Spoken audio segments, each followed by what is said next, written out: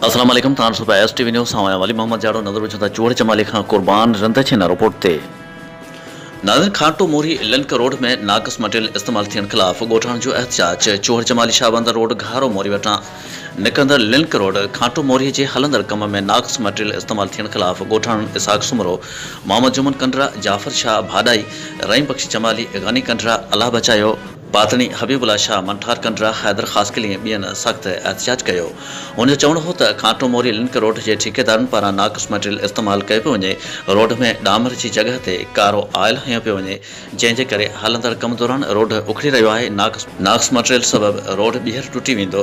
उन्हनि इख़्तियारनि खां मुतालबो कयो त खाटो मोरी रोड ते हलंदड़ कम में इस्तेमाल थींदड़ नाक़िस मटेरियल जी जांच करे नाक़िस मटेरियल इस्तेमाल कंदड़ ठेकेदार ख़िलाफ़ कार्रवाई करे रोड जे कम खे बहितर बनायो वञे। ॿी सूरत में सख़्त एहतजाज कयो वेंदो।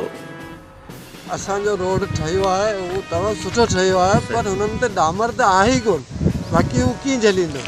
जीअं असांजो ही डामर करे असांजो रोड ठाहे वञे। असांजो रोड जेको 14 सालनि खां पोइ ठहियो आहे ऐं उनजे बावजूदि बि माना 2 महीना कोन झलींदो। रोड जेको सो डामर आहे कोन, ठलो मिड़े नमूनो करे वञनि। गवर्नमेंट खे अपील आहे त असांखे महिरबानी ठाराए त सुठो ठाराए जेको ज़िंदगी हले। जीअं त ही काफ़ी सालनि खां असां परेशान आहियूं रोड जे हवाले सां, ऐं हींअर असांखे रोड मिलियो आहे पर हिन ते डामर मुकमल सही कोन थियल आहे। इहा असांजो रोड कहिड़े कम जो ठहियो आहे? सो त सुठो ठहियो आहे, बाक़ी हाणे हाल ॾिस रोड तोणी में खॾा, अञा 10 ॾींहं कोन थिया आहिनि, अञा कमु हले पियो, तोणी में खॾा लॻा पिया, वरी केॾा वञूं?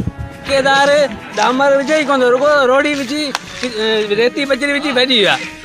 असां वसवारनि खां अपील करियूं महिरबानी करे असांखे रोड सुठो ठाराए ॾिनो वञे। ठेकेदार खे शिकायतूं मूं हिकु जेकर अॻु में जेको असां एहतजाज दर्ज करायो आहे न रोड ते, त हीअ असांजो ॻोठण जो कमु आहे, हीअ असांजो मकानी कमु आहे। हज़ारे लखनि जी तादाद ते माण्हू हिन खां कादरने खां वठी राजन शाह खां वठी यको आमद रफ़्त माण्हुनि जी आहे हिते हिन रोड ते। त हीअ ठेकेदार जेको सो अञा ताईं जेको सो हिन रोड ते जेको सो चकर ते बि असां न ॾिठो आहे त कॾहिं को आयो आहे।